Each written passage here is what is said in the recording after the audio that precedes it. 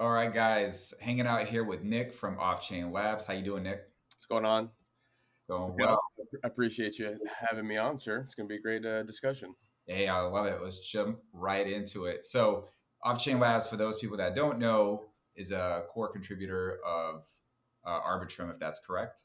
That is correct. And service provider as well. Perfect. And the main question I have starting off is: we already have Ethereum. Why do we need Arbitrum? The very esoteric question, sir. Yeah, I mean, for those who may be unfamiliar with Arbitrum, Arbitrum is a leading layer two scaling solution to Ethereum, right? Like, and you're like, what does that mean? At the highest of levels, that means that it while Arbitrum acts just as Ethereum mainnet does, right? And it inherits that same type of security as well because it does roll. The transactions do roll up. Um, the type of technology that we've developed here allow for transactions to be extremely optimized in regards to gas costs, finality of those transactions, and things of that nature. Basically, it's built for applications that just need a bit more TPS, a bit more of of a scaling type solution, right? To get back to it in regards to their applications and their platforms. For example, right, some of our favorite blue chip protocols, such as Aave, Yearn, right, had their starts out on Ethereum, right, which now have deployments on Arbitrum as well. But something like a perpetual, platform such as GMX, Vela, or Vertex, something along those lines, which are all Arbitrum protocols, simply really couldn't work on Ethereum mainnet. I mean, they could, right, but it would be quite expensive. Retail users would likely be priced out, and things of that nature. I see. You hear all these talk about Ethereum killers. So you have like Avalanche, you have Binance, you have other EVM compatible chains that are essentially advertising themselves as, hey, like we're faster. And now they kind of have their own culture, so to speak. I'm curious to understand, like, despite having those other chains, why is there still a need for a layer two solution on top of Ethereum? I mean, good question, right? Yeah, the L1 Ethereum killer narrative, right? That we're very accustomed to. And other L1s are, more than dandy, right? I don't. This is not a zero sum game in any sense. But in saying that, right, for folks that just inherently enjoy the technology of Ethereum, the security of Ethereum, the more decentralized type of tech stack that Ethereum does have, right? Just gravitate more towards the layer two scaling solutions again because they do roll up right to Ethereum mainnet, inherently have that type of same type of security, and things of that nature. And I'll say it: if you're an Ethereum maxi, right, your prerogative is likely not to go use something like Avalanche, Solana, etc., but more or less, gravitate towards things like Optimism, Arbitrum, and whomever else will enter this game. Like Mantle, I think just launched their mainnet not too long ago, and I'm sure we'll see a bunch more as well.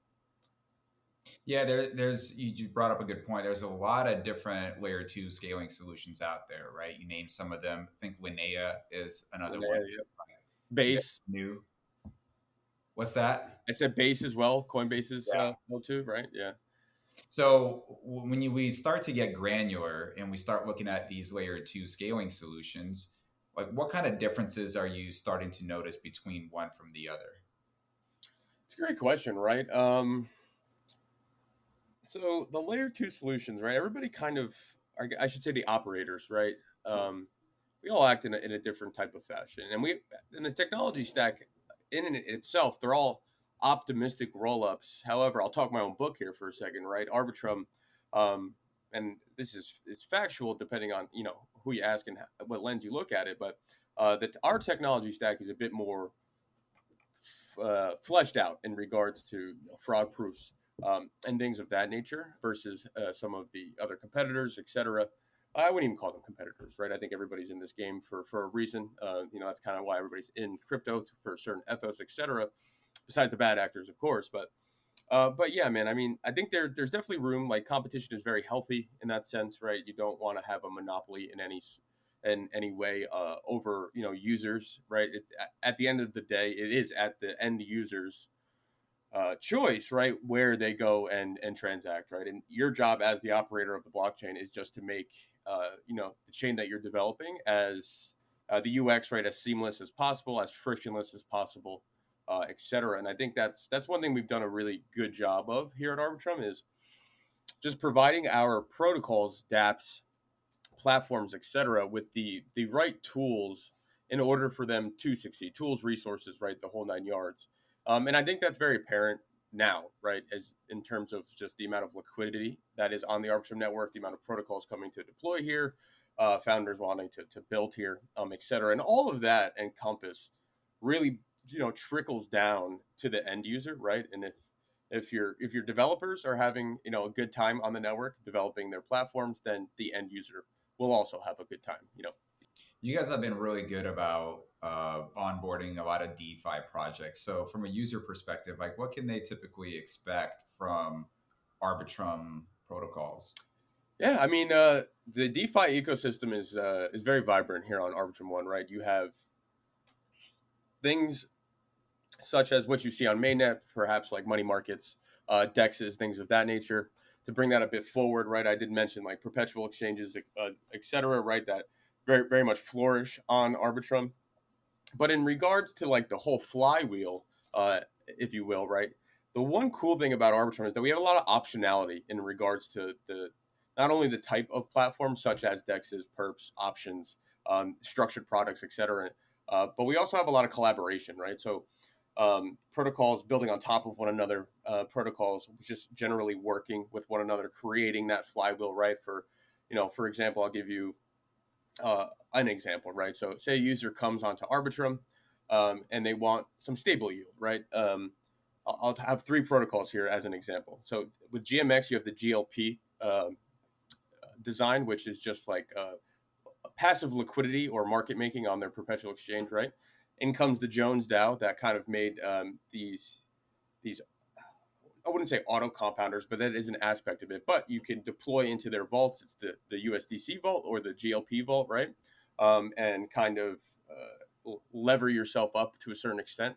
And then you could take that USD that you deposited in Jones and then bring it to Dolomite, borrow against it, and then loop it, right? So that's just one example of like three protocols that synergistically have this flywheel thing going on, and it's very apparent as well throughout really the entire ecosystem as a whole. And I think that's one of the real special things about Arbitrum. So to really answer your question directly, right, a user can come here and use a number of different DeFi protocols from a number of different builders, and really have the optionality to choose who they support, what community they want to join, and which dApp they want to interact with. And so, on the builder side, because you work directly with a lot of these builders, what can a project that wants to build on top of Arbitrum, what can they expect? Yeah. So I think they can expect from a builder's perspective, just like a very fluid, especially if they've already deployed on mainnet, right? Because it's almost one-to-one to deploy on mainnet than to Arbitrum. It's very easy if you already deployed on EVM compatible chains as well, but a very easy onboarding process for the devs, for the builders, etc. In regards to just like general support, we provide a number of different things. So we do provide like marketing support, technical support for the builders when they're actually deploying the platforms onto the chain, right? Our internally at Offchain Labs, our engineers are very helpful and proactive in assisting these folks with any sort of questions that they may have and anything that kind of falls into the technical bucket. From a biz dev perspective, our team is connected to everybody on this network, right? And as I mentioned before, the Arbitrum network there's a sense of camaraderie, right? So everybody's very willing to, even have a discovery call, have some feedback, constructive criticism, etc. But our Rolodex is open to anybody that is building on that network, right? So you can have those type of warm connections in that sense.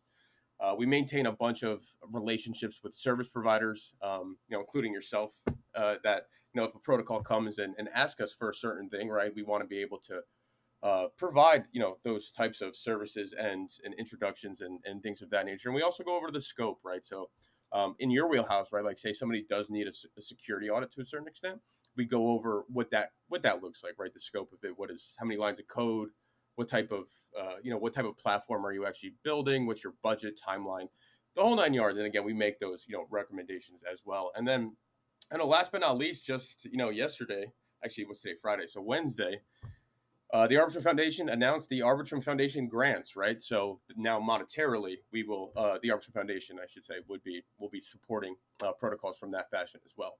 And just to build on that for one more second, from the DAO aspect as well, right? If you go onto the Arbitrum governance forums right now, the DAO and its delegations are currently talking about what a official right grants program looks like from the DAO itself, right? And I'm very excited for that. I hope that they do come have one come online sooner versus later. So just en masse in regards to just the basically like one stop shop support, and just some anecdotal observations, right? I've been working with folks like this for quite a while now, and they tell us that we're best in class, next to none, and it makes me feel like I have a job well done. And I think it does kind of, it reflects onto the ecosystem itself, just again, how vibrant it really is. Yeah, and it's interesting because from a retail perspective, you see a lot of articles and everyone talks about Arbitrum. But when you peel the layers, you can see what you guys are actually building internally to provide that support. That's really where it all I think starts, so. right? Yeah, The support you guys are providing, that's phenomenal. And I'm excited to hear about the grant program. So let's touch on that a little please bit, if you advocate. don't mind. Yeah. So, like, what kind of builders are you looking for something like this? I imagine the bar is pretty high, being that you guys are in demand as it is. So, what kind of expectations do you have? Like, what kind of projects would potentially qualify for a Yeah, grant? I mean, good question, right? And I would implore your audience to definitely head over to arbitrum.foundation. There's like a grants right at the top of the page.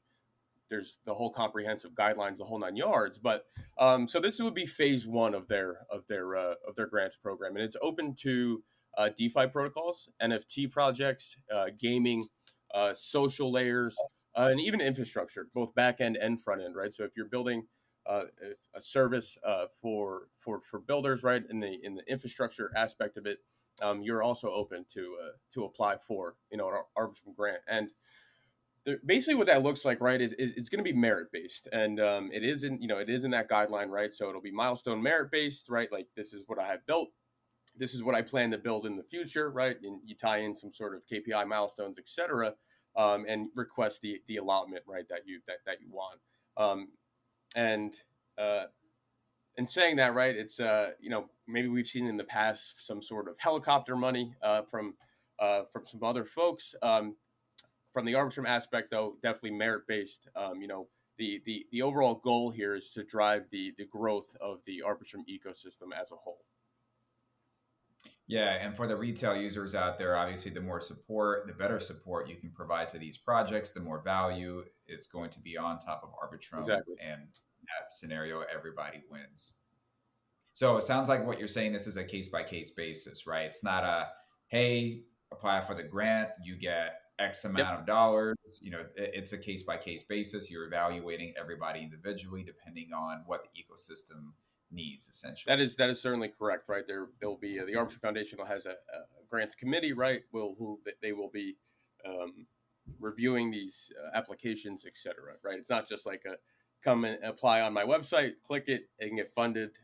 Not that type of grant program. So when you look at the entire landscape, you mentioned NFTs, DeFi, GameFi, there's all these other areas, these verticals. What is one area where you feel like Arbitrum could evolve a little bit more in? It's a great question, right? The first thing that comes to my mind is, and we're doing a really good job at it. There's some cool announcements that you'll see come out in the next couple of weeks to months. But the gaming sector, right? We saw during the bull run, right? You kind of had these quote unquote Web3 games. I'll say one, DeFi Kingdoms, right? But wasn't really a game per se. It was more of glorified, gamified yield farming to a certain extent, right? And now you're seeing actual playable games, whether they be play to earn or not, but you're actually seeing game development, etc., right? And if you don't know anything about game development, is that it's extremely difficult and also very expensive, especially if you want to make a good game. And it takes time, right? It's not just coding a smart contract, deploying it, et cetera, right? You have to do the whole shebang in that sense, and that's definitely where an area or vertical, if you will, where we definitely have a lot of focus on of pursuing. And again, in the next couple of weeks to months, there'll be some cool announcements and the whole 9 yards. But that's one thing as well is almost a lot of the games now are almost like games like from the late 90s or early 2000s in regards to gameplay, graphics, and things of that nature, right? So it's almost like you're watching gaming evolve again versus off chain to on chain. In regards to gaming, a lot of projects that I talk to, they always look for certain aspects of a chain, right, in order to make Yeah, it enticing for them to want to build there. Whether it be grants, or sometimes it's about like the transactions, how fast it is, the throughput rate, how expensive it is, or how cheap it is. Uh, with all that in mind, from a technical perspective, like where do you see Arbitrum fit in the gaming sector? great question, right? And you're right, right? They're looking for funding. They're working to make sure that the technology stack will actually work with the game that they're developing, right? Et cetera, et cetera. And to my point before, right? Like you can't really develop a game on Ethereum mainnet. It just, quite frankly, just would not work, right? Just in regards to how slow it is, how expensive it is, and things of that nature. Now, Arbitrum One is suited for certain types of games, right? For example, we have a pretty, I wouldn't say, it's not as vibrant as our DeFi ecosystem, but it's not like small beans either, right? Like, and Arbitrum One is definitely geared towards some games that maybe aren't too transaction heavy, right? Like perhaps their game is actually browser based with some in-game NFTs that you can transfer in and out, things of that nature. That's all fine and dandy on Arbitrum One. Now on Arbitrum Nova, which is the other blockchain that we maintain and developed, is definitely geared more towards that on-chain gaming experience. And allow me to elaborate. So, say you have a large volume amount of transactions, right? That and it too. Like this is the game that you're developing, et cetera, et cetera. We would advise you. You very well could build that on Arbitrum One, but we would advise you to go build that on Arbitrum Nova, just because of the way of the technology stack that it's built upon. For example, right, like the Damn Pirate Society, which is proof of play, had when they launched on Nova, they did over 1 million transactions in a 24-hour period. It was actually more than Ethereum mainnet for that single day. The chain was not congested. Transactions were still extremely, extremely cheap, right under actually a cent per TXN. And finality is I press confirm, and before I blink, the transaction is confirmed. So that was like a stress test, if you will, right? And but again, it's geared more towards that type of game where it's truly on-chain gaming versus just kind of a browser-based thing. And that's definitely one of the use cases of Arbitrum Nova. So you mentioned the stress test. Obviously, right now we're in a quote unquote bear market, right? There's not as much activity going on.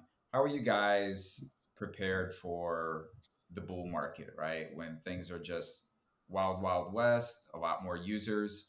From a technical perspective, like how have you guys prepared yourself for being able to scale? Yeah, great question. And so the airdrop, the Arbitrum airdrop, was a really, really good stress test for this. I want to say, and your audience might correct me, but I'm fairly certain we reached about 60 TPS during the Arbitrum airdrop day, which usually it's around like it's been between like 8 to 12 over the last couple of months, minus the airdrop day or like a couple of days there.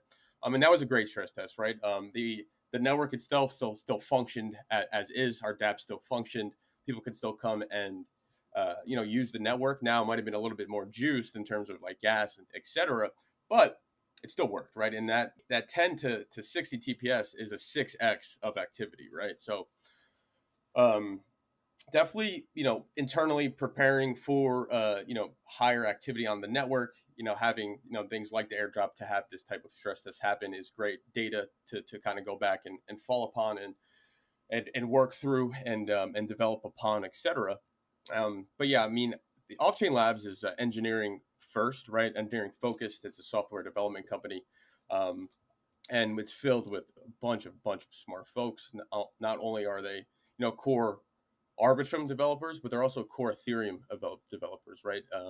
Offchain Labs acquired Prism, which is one of the Ethereum clients, right? That I believe is either the most popular or the second most popular, right? So not only working with the mainnet chain, if you will, but also on the L2 in unison with one another, just makes it for a really smooth scaling process, as a whole.